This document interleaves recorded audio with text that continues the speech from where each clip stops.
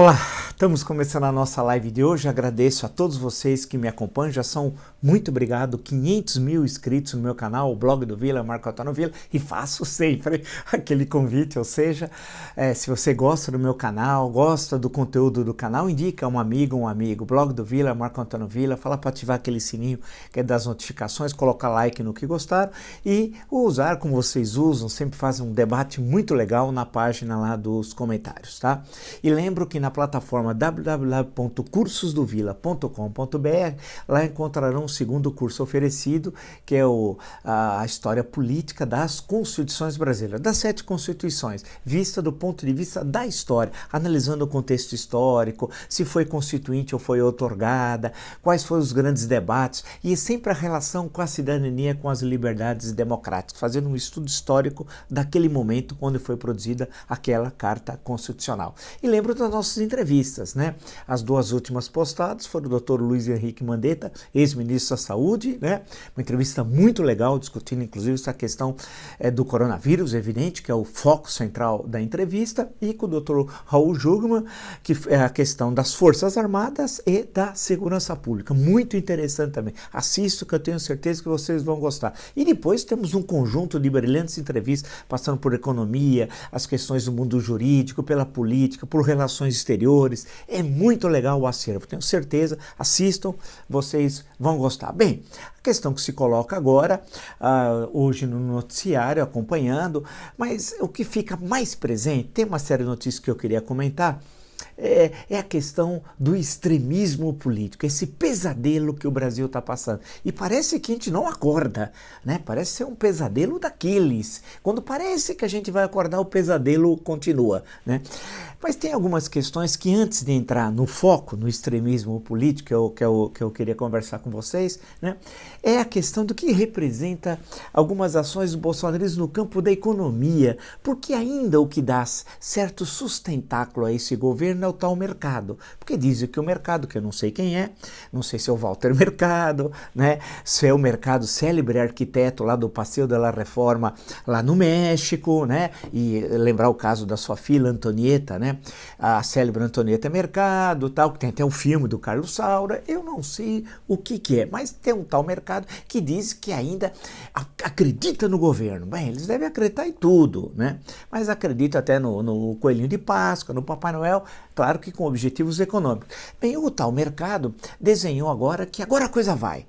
Então, como eu disse ontem, a bolsa ia subir hoje, acertei, né? E o tal mercado tem assim como referência básica o Paulo Guedes. E vocês sabem minha opinião sobre o Paulo Guedes, eu não vou repetir, falei durante 1 ano e meio quem era a figura, vocês encontram aí. Bem, o Paulo Guedes disse uma coisa inacreditável, né? E ninguém fala nada. Numa entrevista ontem, e que teria levado também ao aumento da bolsa hoje, deve ser de forma desinteressada que ele falou isso, né? Ele disse que vai fazer 4 grandes privatizações, palavras dele, 4 grandes privatizações, puxa vida, hein? Realmente, e ele vai vender 4 estatais em 90 dias. Hoje é dia 6 de julho, portanto, a 6 de outubro, nós vamos nos encontrar. E certamente eu vou dizer para vocês o seguinte, acertei mais uma vez. Cadê as privatizações? Então ele está dizendo, né, o Pacheco do Ministério da Economia, o Pacheco, personagem querosiano, ele está dizendo que em 90 dias ele vai vender 4 grandes estatais. Então, vamos aguardar para ver, né? E esse mesmo sujeito, que é considerado um gênio da raça, disse, citando aqui como fonte também a Folha de São Paulo, né? Estou citando aqui a Folha de São Paulo, ele diz também o seguinte, né? Ele está se referindo à entrevista de ontem. Se o Plano Real fosse tão extraordinário, o PSDB não perderia 4 eleições. E pior que ninguém contradiz. Vamos só lembrar ao falastrão, com todo respeito aos falastrões, mas citando esse, que o Plano Real ganhou 2 eleições consecutivas, sim. Sabe quais? 1994 e 1998. Claro que não ia ganhar a terceira porque ele tinha se esgotado. Era necessário outros complementos que não foram realizados. Portanto, o que você está dizendo, gênio da raça, né? Está totalmente errado. O Plano Real ganhou 2 eleições consecutivas. O Fernando Henrique, sem o Plano Real, não seria eleito deputado federal. Estava preocupado, deputado federal em 94. Porque ele sabia que para o Senado ele não tinha chance de reeleição. Ele foi eleito presidente da República no primeiro turno. Em 1998, Guedes, ele foi eleito presidente da República no primeiro turno, vencendo nas 2 vezes o Lula. Portanto, o que você está falando em termos de análise política é uma bobagem pantagruélica. E pior que ninguém contradiz. Né? Primeiro isso no campo da política. E no campo da economia, é outra enorme bobagem, que ele está dizendo que em 90 dias vai privatizar 4 estatais. Então, dia 10 de julho, nós temos um encontro, como temos sempre, aqui, e aí eu vou cobrar do Pacheco, né? Do célebre personagem do Hércules de Queiroz, cadê a venda das 4 grandes expressões dele? 4 estatais. Bem, se esse é o pilar que sustenta o governo, e fala isso, né? Fala essa bobagem política, bobagem econômica, e o que dizer do resto? O que dizer do resto? Nós rimos porque a gente tem bom humor. Mas é triste, ou não é? É muito triste. A saúde, nós estamos sem ministro há 51 dias. E não temos mais o número oficiais de mortes. O governo se recusa a expô-los, a divulgá-los. É como se nós estivéssemos no governo Médici, quando teve a meningite, surdo-meningite, e o governo disse que apagou, não tinha surto nenhum. Foi o maior surto da história de meningite no Brasil. O governo simplesmente não divulga mais. Nós sabemos por causa do consórcio de grupos de imprensa, que já passou chegando a 66 mil óbitos, né? Mas o governo não fala mais, ninguém fala mais nada. Mas dizem que o Bolsonaro mudou. O Bolsonaro mudou. Nós não temos há 51 dias ministro da maior pandemia da história. Mas o Bolsonaro mudou. Meu Deus! O que aconteceu conosco? Nós assistimos passivamente. Bem, no caso da educação, está sem titular. Já teve o colombiano que não falava português, aquele que achava que o Caftá, com T, era o escritor tcheco, tanto que eu dizia que os 3 grandes escritores tchecos, de acordo com aquele que fugitivo lá dos Estados Unidos, é o Caftá, como ele fala, o Ramos e Babaganush, né? É a tríade, que ali na Casa Azul, ali em Praga, todo mundo visita, eu estive lá e tal, vocês vão... Então eles batiam papo, o pessoal batia papo ali, o Caftá, o Ramos e o Babaganush. Esse cidadão foi o 2º ministro da educação do Bolsonaro, que o mercado gosta tanto. Né? A educação não tem nenhuma importância para o país e para a economia, presumo, né? O 3º, nós vimos como é que foi, quanto tempo durou. O 4º foi exonerado antes de ser admitido no cargo, enfim, em 1 dia e meio, que é o senhor Feder, do Paraná. Agora vai ter um 5º. Mas o Bolsonaro mudou. O Bolsonaro mudou também na cultura. O Mário Frias, que eu nem sabia quem era, confesso a vocês a minha ignorância, nunca tinha ouvido falar. Diz que ele trabalhou na Malhação. Nunca vi, eu imaginei, né? Esse cidadão, Mário Frias, citando a Folha de São Paulo, Mônica Bergo, ele escreveu no Parabéns, ministro Tarcísio, ele agradece. Ele agradece, sabe como ele escreve agradece? Agradece com C cedilha. Com C cedilha. Mas o Bolsonaro mudou! O Bolsonaro mudou! O Bolsonaro mudou. É assim que ele trata a cultura. É assim como ele trata a educação, a saúde, e assim como a economia é tratada. Mas ele mudou, fiquem tranquilos, é um outro Bolsonaro. Vamos a isso. O Bolsonaro que mudou, mudou nada, nós sabemos que ele é o mesmo, ele só está calado, com medo, né? E nós já explicamos ontem, em dias anteriores, as razões do medo, do pavor que ele tem, né? Aí, você fala, isso daqui deixa qualquer um de nós envergonhado. O Bolsonaro envergonha o Brasil. Hoje o Brasil, se você vai no mundo, as pessoas falam, onde você é do Brasil, as pessoas falam, como é possível vocês terem, quando era possível viajar, né? Como é possível vocês terem eleito o Bolsonaro?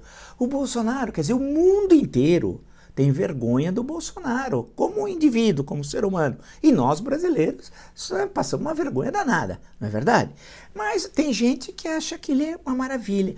E ele tem um comportamento, sabe, que aquele pessoal, aquela gentalha, como diria a doutora Florinda, a filósofa mexicana, mãe do sociólogo Kiko, chama de gentalha. Eu prefiro usar uma velha expressão que vem lá do latim, que caiu um pouco em desuso, caterva. Olha a caterva. A caterva ontem no Rio de Janeiro, vocês acompanharam, o Brasil inteiro acompanhou, né, o episódio lá na Barra da Tijuca, quando chega o fiscal da Vigilância Sanitária, o senhor Flávio Graça, né, durante uma inspeção na Avenida Olegário Maciel.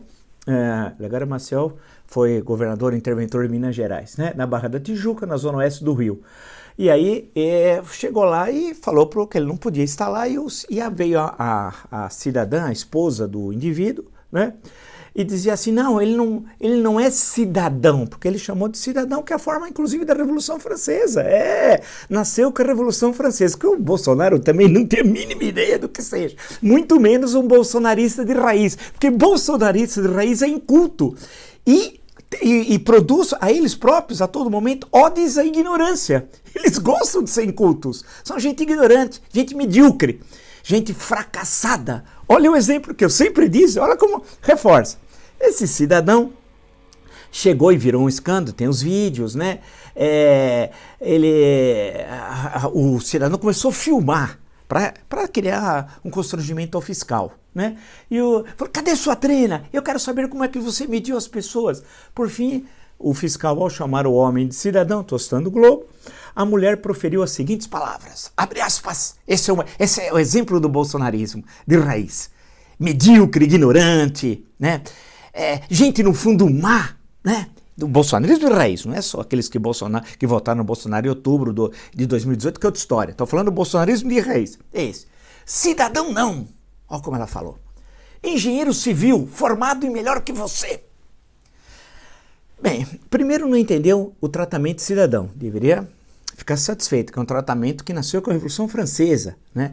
Lembrar das declarações do homem e do cidadão, ainda em 1789 e tal, mas falar isso para o bolsonarista de raiz, para esse casal, que é exemplo da mediocridade, né? Gente fracassada. E por que gente fracassada? Virou um escândalo o vídeo.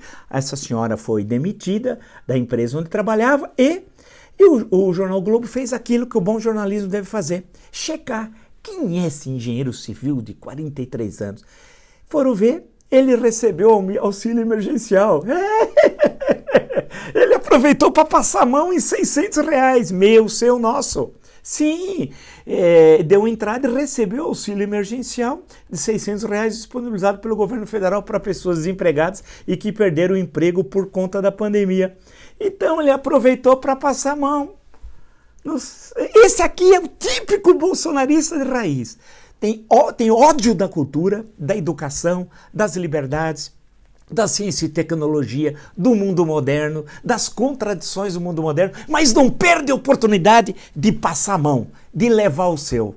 Afinal, o seu ídolo, o Jair, fez isso durante 30 anos de vida parlamentar, ou não fez? Né? Que inclusive colocou seus 3 filhos e sua segunda mulher. Ele é um homem conservador nos costumes, liberal na economia, mas casou 3 vezes e fora o resto, né? E então aproveitou, pôs 102 familiares para receber dinheiro público. 102. E, além disso, as ligações com criminosos. Bolsonaro, não precisa repetir, falamos tantas vezes, Bolsonaro, Queiroz, Adriano, escritório do crime. Ele é parte da Orcrim, ele é o chefe da Orcrim. Adriano era quase que um subordinado dele. Tem importância isso para esse pessoal? Não. Eles têm a marca da violência, inclusive da violência verbal, a violência física e a utilização de armas. Aqui é um belo exemplo da violência verbal anticidadã, mas típica do bolsonarismo de raiz e de pessoas fracassadas. A senhora era uma fracassada e esse rapaz, esse senhor, também é um fracassado, que começou a filmar para coagir o fiscal que estava agindo em defesa deles próprios, inclusive, desse casal e de toda a comunidade que estava lá no bar, na Barra da Tijuca, na Avenida Olegário Maciel. Mas representa bem esse tipo. Esse tipo que se confronta, porque o chefe da Orcrim estimula isso, a violência, ao desrespeito às leis, à ordem, ao Estado Democrático de Direito, à modernidade, ao século XXI, né? Eles têm o culto da violência da morte, a fala da morte está muito presente. Percebam que nos perfis todos gostam de estar mostrando dorso, nu e com armas. Sempre é típico desse tipo de gente, dessa gentalha, dessa caterva, né? E é isso, mas ele aproveitou a oportunidade para passar a mão em R$600, né? Como o ídolo dele sempre fez. E olha, ele se apresenta, inclusive, de acordo com o Globo, no Twitter, como pai, casado, engenheiro, atleta amador, mergulhador, de direita, anti-PT, anti-PSOL, anti-PCdoB. Um sujeito que se apresenta como isso, você nem dá papo, né? Você nem dá papo. Mas é isso. O Bolsonaro destampou esse reacionarismo, esse ódio, que sempre teve presente na sociedade brasileira. Tem que lembrar que o Brasil é o último país que aboliu a escravidão nas Américas, não podemos esquecer disso.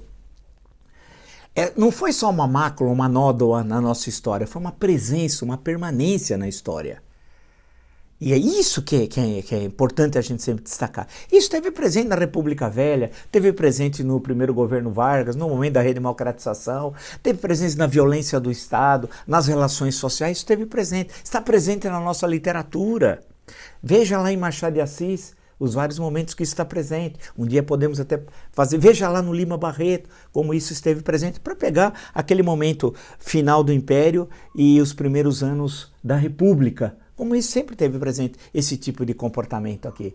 O que aconteceu que nos últimos 30 anos, na vigência da Constituição de 88, ficou isso meio relegado a plano secundário, como se fosse numa cena, num teatro, isso foi colocado lá no fundo do palco, não se via, mas estava lá, vivo, presente. O que aconteceu? O Bolsonaro chegou, arrastou do fundo da cena para o primeiro plano da cena, virando um protagonista, esse reacionarismo, esse extremismo, e que nega tudo, né? E que não se conforma com a existência de uma sociedade democrática, né? E que parte do pressuposto de direitos, de deveres e de uma noção de coletividade, de pertencimento. O bolsonarismo destrói as visões de pertencimento. Só existe o indivíduo, não existe a sociedade. É isso. E nesse reacionarismo que está presente, esse episódio, eu estou usando como exemplo, mas isso é constante, é estimulado por esse chamado bolsonarismo de raiz, né? Que tem, entre aspas, sua origem ideológica. Isso não é ideologia, não consegue se construir com um modelo ideológico. É um conjunto nem de ideias, mas de ações, né? Que você pode colocar um ismo, mas sem que seja um ismo efetivamente, no sentido analítico, né? Que vem parte dessas ideias, acabaram chegando, dando uma espécie de legitimidade, o Jim Jones da Virgínia. Mas a concreticidade dessas ideias aqui é dada pelo chefe da Orcrim, o Jair Bolsonaro. É ele que dá, porque na medida em que ele desrespeita tudo e todos, defende ditadura, tortura, ditadores, defende fechamento do Congresso, fechamento do Supremo, tudo aquilo, né? Desrespeita todas as medidas sanitárias, desqualifica o vírus, diz que não tinha importância nenhuma, ele estimula esses indivíduos, igual esse aqui, que estava dando um golpe, passando a mão em R$600, né? Mas é o comportamento típico do bolsonarismo de raiz. E a questão que se coloca, quando a gente fala do bolsonarismo de raiz, e esse episódio aqui da Barra de Tijuca é explicativo disso, porque isso se reproduz no Brasil inteiro. No Brasil inteiro, no litoral norte de São Paulo, estava lendo quase agora na Folha de São Paulo, na edição eletrônica, tudo. Isso se repete em todo lugar. Isso vai fazer com que a pandemia, ao invés de ela terminar, ela vai se estender no tempo, com seus efeitos no campo da vida e no campo econômico. Se o Brasil tivesse tomado atitudes lá atrás, como eram recomendados pelo então ministro Mandetta, nós estaríamos saindo agora da pandemia. Não, nós estamos no ápice da pandemia, justamente o inverso. E o que vai ocorrer? Ela vai se estender no tempo. Vai. Vamos aguardar a vacina, né? Então, vai se estender no tempo. E com isso, os efeitos econômicos vão ser muito mais danosos do que se tomasse as atitudes corretas lá atrás, lá no início, mas que foram impossibilitadas porque foram sabotadas pelo Jair Bolsonaro. Esses 66 mil mortos têm de ser colocados no colo dele. Quando alguns falam até em crime contra a humanidade, esse conceito nasce, na verdade, lá no Tribunal de Nuremberg, né, e depois é utilizado agora pelo Tribunal Internacional lá de Haia, né, na Corte Internacional de Justiça de Haia. Mas o que ele faz, ao ele ter conhecimento, e tinha ciência, porque foi comunicado pelo seu então ministro da Saúde e pela equipe, do que poderia ocorrer, todas essas informações foram dadas, inclusive sobre o número de mortos, né, que poderia ocorrer, que a tendência era essa. Você tem certos modelos matemáticos que já identificavam isso. Isso tudo foi apresentado a ele. Quando ele se recusou a estabelecer uma política de defesa, de proteção dos cidadãos e cidadãs brasileiras contra o coronavírus, ele foi copartícipe das mortes. Sim, não é ao estabelecer essa ligação um absurdo, não. Ele tinha conhecimento dos seus atos, a forma como ele agiria em relação à pandemia, poderia salvar vidas ou levar a óbitos, como nós já passamos de 66 mil. Portanto, ele tinha conhecimento. Ao ter conhecimento e não ter agido, não é exagero dizer que ele portanto, foi conivente. E ao ser conivente, ele participou da morte de 66 mil brasileiros. Sim, 66 mil brasileiros têm de ser creditados, se é possível falar nisso, entre aspas, na conta do chefe de uma organização criminosa no Rio de Janeiro que nunca poderia, em outras épocas, ser presidente da República. Ou já teria caído se o Brasil tivesse uma moralidade republicana e a população vivesse um outro momento. Mas a população também, e aí tem de ser entendido o porquê disso tudo, porque você tem essa minoria de bolsonaristas de raiz, que são essas pessoas, essa gentalha, essa caterva. Mas, para entender por que tem um Mandrião na presidência, é necessário ver o contexto mais geral, para tentar entender o fenômeno histórico. Não adianta nada só lamentar o que está ocorrendo, mas é tentar compreender, não é no sentido de aceitar, não. Compreender no sentido de analisar e ver o caminho de saída de uma situação como essa. Esse é o sentido de compreender historicamente um fenômeno. Quer dizer, como entender o Bolsonaro, a não ser com a desmoralização das instituições republicanas produzidas pelo petismo? Claro que tem a ver com isso. Com o Petrolão, tem a ver com o Mensalão, tem a ver com as alianças com a direita horrorosa, a pior direita dos estados, das 27 unidades da federação, com políticos corruptos que todo mundo sabia. O PT fez isso e legitimou esses corruptos nos seus estados, porque transformava esses corruptos entre o elo de ligação, poder central, comunidades. Quer dizer, o dinheiro do governo central viria para esses estados se apoiasse o político corrupto. E o PT legitimou isso. E não foi pouco tempo, foram 13 anos e 4 meses nesse longo processo. A gestão Temer auxiliou em muito isso, claro, porque esperava-se, depois daquele amplo movimento popular, o maior da história do Brasil entre 2015 e 2016, que assumisse um presidente que tivesse como referência os valores republicanos, a defesa da coisa pública, a respeitabilidade, fosse uma espécie de reserva moral da nação, mas não, ele cercou de G10. E foi tudo aquilo que nós já vimos, né? Tudo aquilo, né? Aquilo frustrou a população. Passou por aqueles 13 anos e 4 meses, vem o Temer e faz aquilo. Também, volto a insistir, o segundo governo Fernando Henrique produziu momentos terríveis, que não podem ser esquecidos, né? Eu citei, dá uma olhada, pode ser que um dia desses eu vou pegar o último ministério do Fernando Henrique no final de 2002, quando ele está terminando o segundo governo. Você não vai conhecer a maior parte das pessoas. Renan Calheiros foi ministro da Justiça. Sim. Então o Bolsonaro é produto de um conjunto de fatores.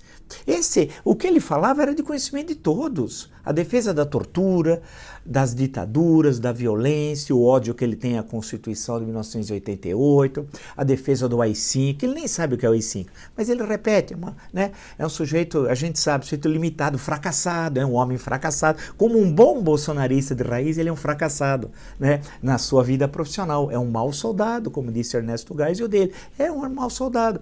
Agora, mas tudo, ele já tinha falado tudo, não foi uma surpresa para ninguém o que ele começou a fazer a partir de 1º de janeiro do ano passado. E não é surpresa para ninguém, e isso é central, vocês vão ouvir aqui pela primeira vez. A Márcia vai falar, ela vai ser presa, ela não vai aguentar, né? Eles vão tentar até matá-la, não duvido, esse pessoal capaz de tudo, o pessoal do Orcrim, né? Mas ela vai falar E se ela falar, pouco que ela falar, acaba tudo. Esse silêncio é patético. O mercado aproveita que vocês ganharam na bolsa isso hoje, porque isso não tem vinculação nenhuma com a economia real. Nenhum com a economia real. Há um descolamento entre o mercado e a economia real. Basta andar nas cidades, olhar o que está ocorrendo nas cidades, ver o que aconteceu com o comércio, conversar com as pessoas, ver o que está ocorrendo. A situação, infelizmente, é outra. E quanto, insisto, mais tempo a gente demorar para enfrentá-la, mais grave será a crise e mais longa no tempo. E vocês estão ouvindo isso aqui, eu estou sempre falando. E o que vai acontecer? O que pode abreviar tudo isso? Ontem eu apresentei algumas formas, né? Da questão do impeachment, TSE, mas nós vivemos, e a história vive de surpresas, né? Parodiando o Nelson Rodrigues, do sobrenatural de Almeida, como ele falava em relação ao futebol, mas podemos falar em relação à história, à política. É assim, tem momentos que surpreendem. O que pode ser a surpresa? O Queiroz falar. Ou, cadê a Márcia? Porque ela vai ser encontrada, a Márcia falar. Agora, o país não pode viver esperando que Márcia fale, Queiroz fale, ou Assef, que é um homem perigosíssimo. Inclusive, ele voltou a Atibaia, foi visto lá, está aqui, na Bela Megália do Globo, né? Ou que esse Assef fala, que é uma pessoa estranhíssima também. Agora, é duro a gente ter de viver dessas pessoas para conseguir romper essa situação, porque é uma paralisia, é uma sociedade meio amorfa esse momento. Claro que a pandemia explica muito disso, mas não só. Há essa enorme desilusão que eu fiz referência anteriormente, que aprofunda o triste momento que nós estamos vivendo. Mas é condição fundamental para mantermos ainda uma vida no campo da civilização e não da barbárie bolsonarista, enfrentar o extremismo produzido pelo primeiro mandatário. Ele produziu isso, estimulou isso. Isso já existia, não é ele que criou. Ele é que legitimou esse extremismo e que pode agravar ainda mais as relações entre os indivíduos no momento da crise econômica mais grave da história do Brasil republicano, da crise sanitária mais grave da história do país da história republicana, a crise entre os poderes que vai reaparecer, né? E vivendo o que o Dr. Abresto Pereira chamou, numa das entrevistas excelentes, vale vocês assistirem, de crise moral. Nós vamos ter de sair dessa e encontrar caminhos para isso, né? Mas aí depende da ação política, da ação cidadã. Se você gostou dessa live e de tantas outras no meu canal e não se inscreveu, gosta do canal, indique a algum amigo. Blog do Vila, Marco Antônio Vila, já são 500 mil inscritos. Ative as notificações, coloque like no que vocês gostarem e use como vocês bem usam após os comentários. Na plataforma www.cursosdovila.com.br, lá vocês encontrarão o curso História Política das Constituições Brasileiras. Faz uma análise de política, de história, do contexto de como surgiram as 7 constituições brasileiras e sua relação com a cidadania, com a sociedade, com a liberdade, com a democracia, né? Bem, nos encontraremos amanhã e aí eu vou falar de uma novidade que nós já temos, vou insinuar que novidade nós temos que vai estrear no final de semana. Até, nos encontramos amanhã. Olá, já estão abertas as inscrições para o meu curso História Política das Constituições Brasileiras. Nós vamos fazer um voo histórico de 1824, a primeira Constituição, até 1988, que é a última Constituição. Vê detalhes, curiosidades, discussões políticas, relação entre Constituição e a realidade concreta da vida das brasileiras e dos brasileiros. É fácil, acesse www.cursosdovila.com.br e se inscreva. Até!